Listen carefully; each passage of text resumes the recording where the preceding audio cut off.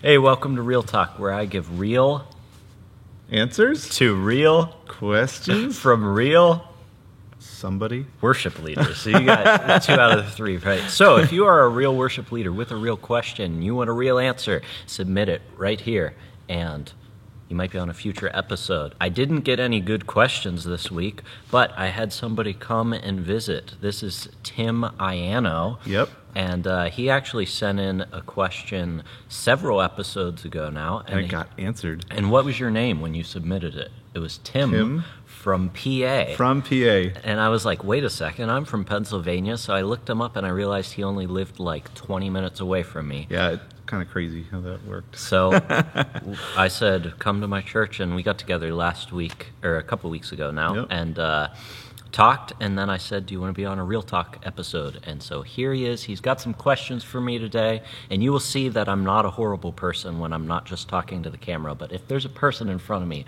I soften my advice a little bit, so I won't be too mean to you today. Well, I hope not, because that could get embarrassing real quick. Yeah, I won't embarrass you, I idiots. All right, so what is your question? So my first question is about song requests from your congregation. I've had a number of times as a worship leader where someone comes up to me and says, hey, I really like this song. Can we maybe incorporate that?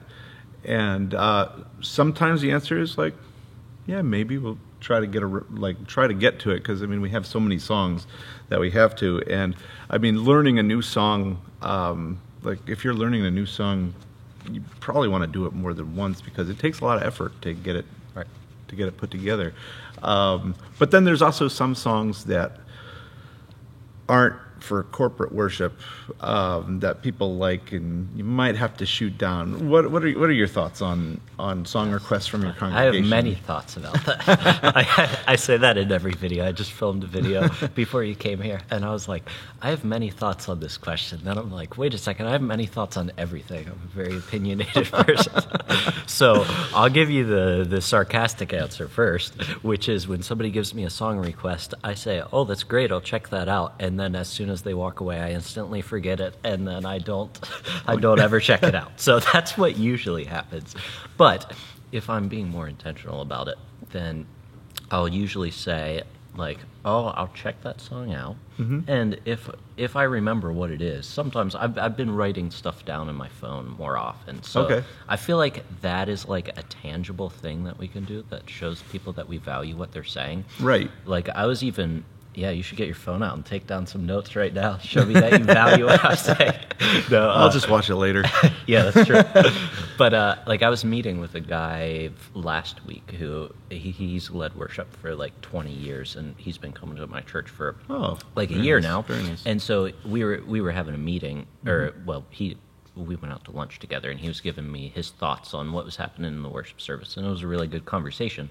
But I was like taking notes on my phone as I went, and I feel like that like shows that we value what people are saying, like even just the act of writing it down. Like, hey, that's a good idea. Like I want to write this down. So I think even if we start there, which this is something that I need to do, so I don't just forget the songs when people request it, but to show them like you do actually value their input. Like I'm gonna pull my phone out so that I don't forget, and I'm gonna write it down. Yeah. And then if I check out the song, first of all, I'm going to tell them, like, you know, thank you for your suggestion.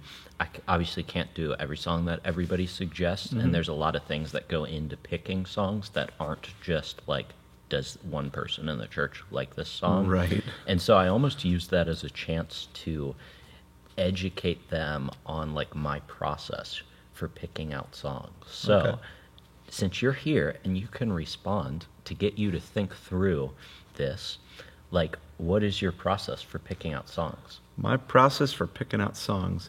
So oftentimes it starts with listening to a lot of music. I mean, you do have to go through a bunch of things. I mean, I kind of like you, I don't pull out a whole lot of new songs all the time.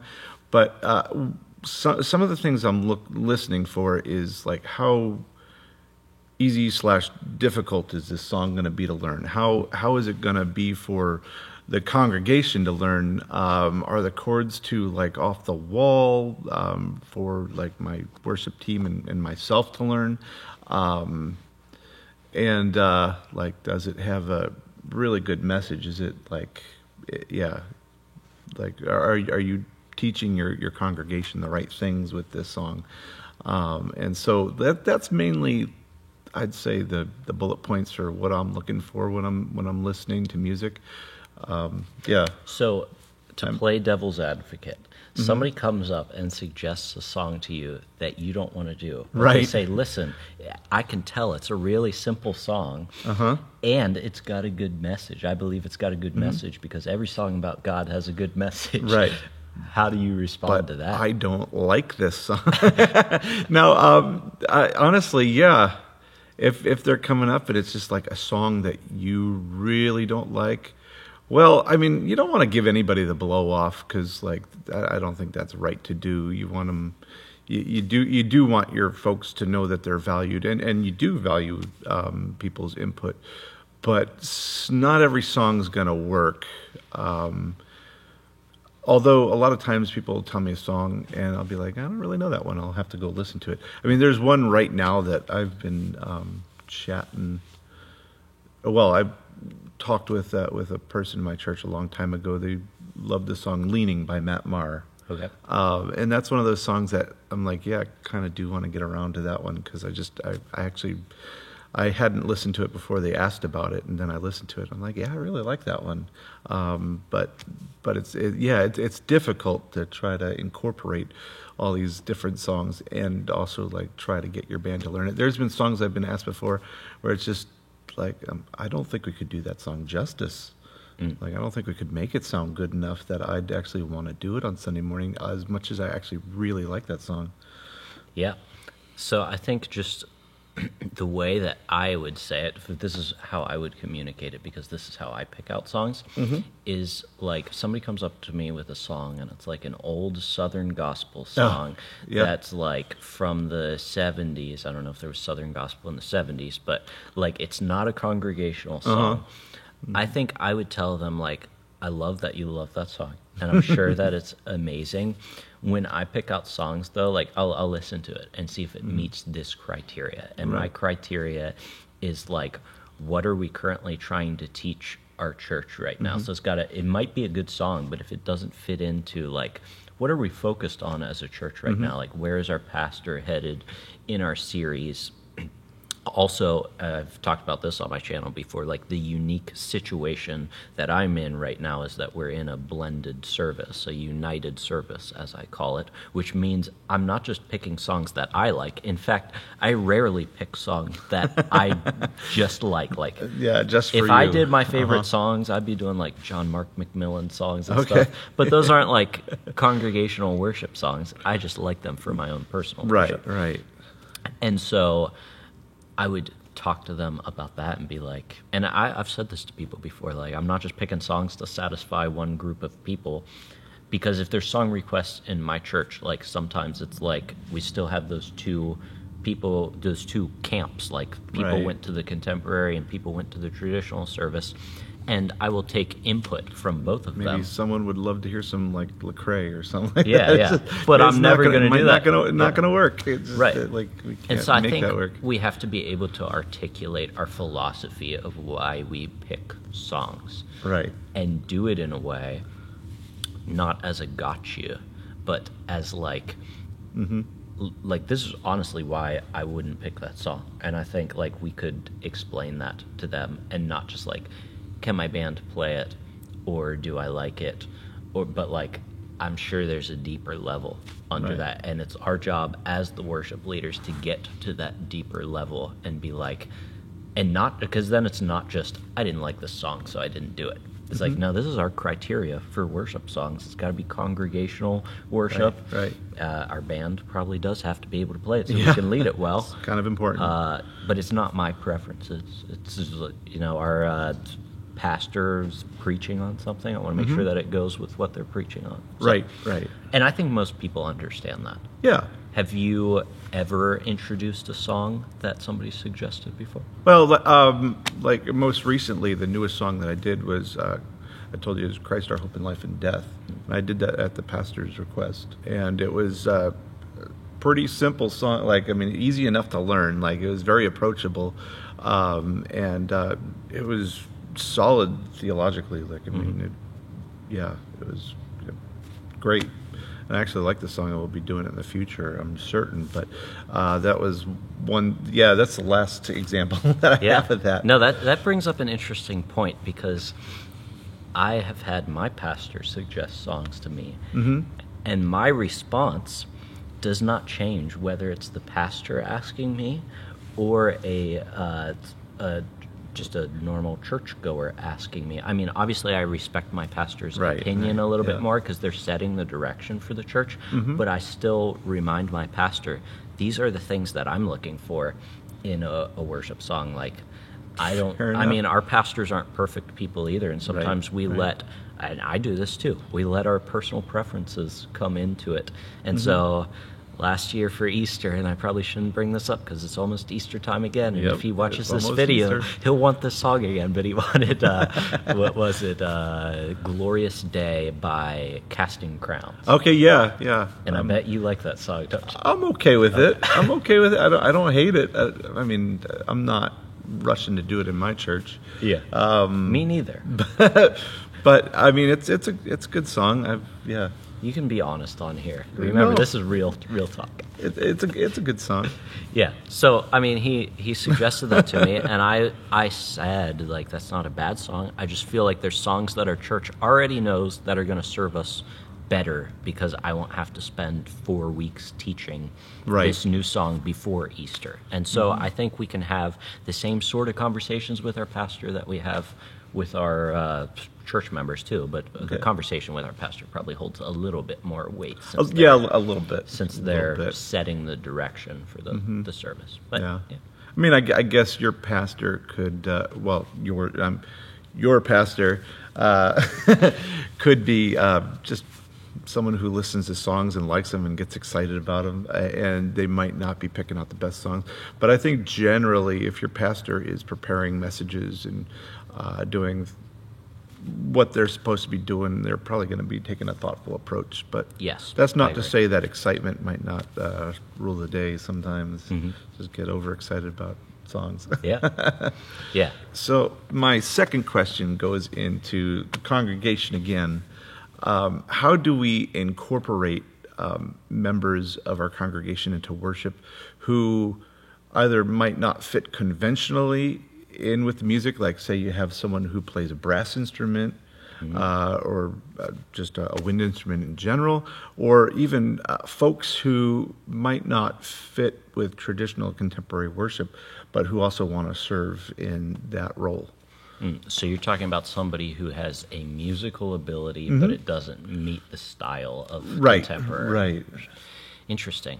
I mean, I've seen it done well before, but I also feel like there has to be a desire to almost like transform the way that you're playing to the contemporary way that you're leading, because that's like, and I do want to use people in my church that have musical abilities, but there's also like a way that we do things. And so I think it kind of goes hand in hand. Like the people that we have, I think, should probably more define how we sound than how we want to sound defines what people we use. But I think there's always going to be that balance there where it's like, we are a contemporary worship church. That means using certain things. Like we probably aren't going to use the organ on Sunday mornings, although we actually do have an organist who plays before our services. But going back, and you got to know the context of your church too, like what's going to serve the people best there. And so just to pull it into my context to speak through this question, like once again, we are a blended service. And so we're trying to combine those two styles. Right. And so I don't want to go too far into either style, not because I want to make, well, if I go too far into either style, then it's going to be like I'm making one group of people happy half the time and the other group of people happy. The other time, I'd rather people not be happy at all. No, I'd rather just balance it, where it's like we aren't going to do super traditional arrangements of hymns where the organ's playing, but I'm not going to go the other extreme and do like these 15-minute spontaneous worship songs either, because neither of those extremes is going to serve my church. And so, to get back to your question, I think we have to define, first of all, what's going to best serve our church, and then use that answer to figure out how we can plug these other people in. Like, do you have someone specific in mind right now in your church that, like, what instrument do they play or something? Well, I mean, so I have one fella, he plays trumpet, and there's been times in the past where I try to put together hymns that he can kind of play along with and add something to. And it's like, yeah, you do, like, if you're adding someone in, like, who does something a little less conventional than what you're doing, you want it to add, not subtract, for sure. Because just as easily, if it's going really wrong, like it's not, and it doesn't work, well, that's no good either. But I mean, God gives people talents, and I mean, you might have some like more tenured folks in your church. That's a good way to put it, so to speak. Yeah, who maybe sing or play piano or do other musical things, but because it doesn't fit in a worship setting, how do you incorporate them best, or what responsibility do you have to them to allow them to use the gifts that God gives? Yeah. Because I mean, it is about the congregation too, and those people, even though they might be musically different stylistically than maybe you or I are, can still edify the body with their talents. Yeah. Yeah, and I think that was exactly where I was headed. Your last sentence was like, everybody has a gift, but the purpose of the gifts is to edify the body. And so I think our role as people who are in charge of the musical worship is to figure out the question, how does their musical gift edify the body? Right. And we talked about this last time we were together, but Tim here likes special music. I do. I just obliterated in an earlier video that I filmed today. Oh, did you? Yeah. I was thinking of you as I did. I should say this for a debate. No, I was just, I can't wait to watch it. I can't wait to watch it. I look forward to reading your comments today. Sure. I was not nice about it. It was all in good fun, though. Okay. But, like, if you think that special music is edifying to your church, which by all means, maybe it is edifying in your church, then go for it and use them in that area. And in your specific context, maybe special music is edifying to your people, and that means that the musicians in your church who serve in unconventional manners, or maybe it's not even unconventional, but not in a contemporary worship manner, then maybe it's edifying for your church to use them in special music. Like, we all get to serve in the context that we serve in, and everybody's context is different. On top of that, to add to that question, too, so the church that I grew up in, they used to make anybody who wanted to participate in worship, in any kind of like worship music capacity, present their testimony to like the church board, the church leadership, so that the church they could see that you're a born again Christian believer, following Christ, and just get that sense from you that you truly are like ready to go in terms of being up in front of people and leading them in worship. Because I think there was a like. I guess there could be a fear that maybe someone who is serving musically could, or in any other position for that matter, could be just not living a biblical life. Do you think that that's important too? It's just like if somebody wants to join up, like should they give their testimony before the worship team or something like that before? Well, that's good because I always like to, I always point to a free resource at the end of these videos. Oh, yeah. And I was just thinking of in my application form, which I'll link down in the description below, the Worship Team Toolkit. Did you download that yet, Tim? I did. Did you? A while back, yeah, a while back. Good. See, Tim knows what's up. I think he might be lying to me. No, okay. Certainly not. Anyways, in that application form, like literally one of the first questions is, how did you come to know Christ? Right. Like, you're right. That is of utmost importance. Like I talk about it all the time. I don't just want musicians on my worship team.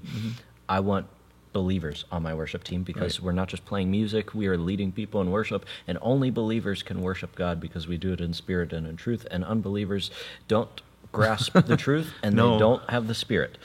And so they can't fulfill the purpose of our team, or even just in a special music way, like the purpose of that is for the body to use the gifts of the Spirit to edify the church, and an unbeliever does not have the gifts of the Spirit, so they can't edify the church in the way that we're called to. So, yeah, I mean, I haven't thought, like I said, I don't do special music at my church, and if you're going to serve musically, then you will have gone through my application form to decide, like, whether you're musically gifted and whether you are a believer.